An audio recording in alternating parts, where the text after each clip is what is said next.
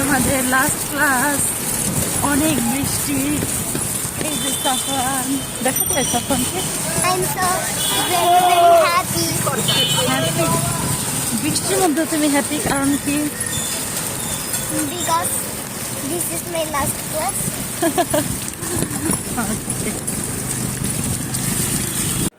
আসসালামু আলাইকুম, সবাই কেমন আছেন? আশা করছি যে যেখানে আছেন আল্লাহর অশেষ রহমতে সবাই ভালো আছেন। আলহামদুলিল্লাহ আমরাও ভালো আছি।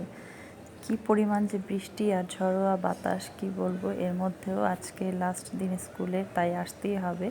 কারণ আজকে যত পড়ালেখা, সিলেবাস, বই খাতা যা দেয়ার দিয়ে দিবে এবং স্কুলে যারা আছে সবার সাথে বিদায় নিয়ে যাব। ঈদের ছুটি এবং গ্রীষ্মের ছুটি দুইটা একসাথেই দিয়ে দিবে।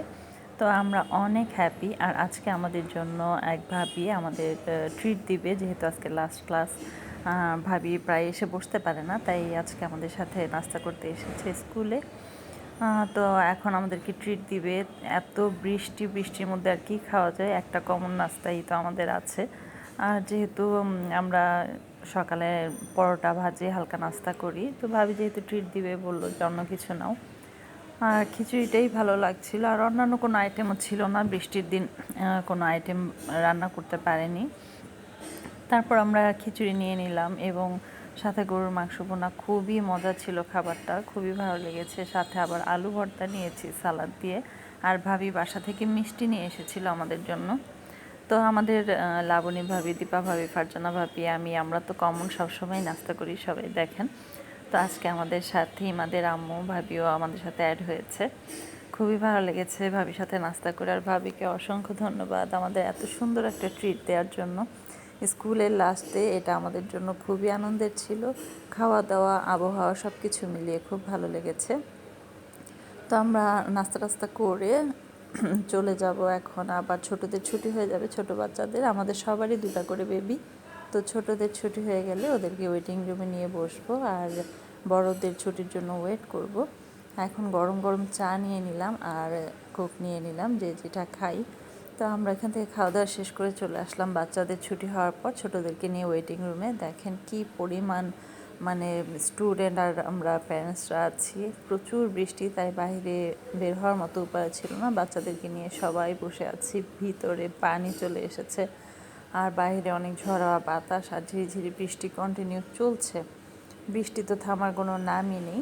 তারপরেও আমরা অনেক খুশি, কারণ যত ঝড় বৃষ্টি হোক না কেন আজকেই আমাদের লাস্ট ক্লাস। সুতরাং কষ্টের কোনো অপশনই নাই। এই যে সাফওয়ান, নববী, তালহা, আরাফাত, ওরা সবাই এখানেই ছিল। তো আমরা সবাই খুব গল্পও করছিলাম, কারণ দীর্ঘ 17 দিন পর আবার সবার সাথে দেখা হবে। তবে স্কুল ছুটি দিলে কি হয়েছে, আমাদের একটা আনন্দ। স্কুল ছুটি, ঈদের বন্ধ, কিন্তু এত বিশাল এক সিলেবাস ধরিয়ে দিয়েছে আর পরীক্ষার ডেটও দিয়ে দিয়েছে, যে কারণে আমাদের মন ভালো হয় আবার খারাপও হয়ে যায়। কারণ এত প্রেশার বাচ্চাদের, এগুলো আসলে নেওয়া যাচ্ছে না। ছুটির আনন্দটাও যেন আনন্দ মনে হচ্ছে না, কারণ স্কুল খুললেই সিটি পরীক্ষা, এসটি পরীক্ষা তো কন্টিনিউয়াসলি চলছে। এর মধ্যে আবার হাফ ইয়ারলি এক্সাম শুরু হয়ে যাবে। তো এই তো সব বাচ্চারা নেমে আসছে, এখন আমি রাইসার জন্য ওয়েট করছি। ও আসলে ওকে নিয়ে যাব। পড়ালেখার কথা আর কি বলবো, যেহেতু ছুটি তাই আর পড়ালেখার কথা বেশি নাই বলি।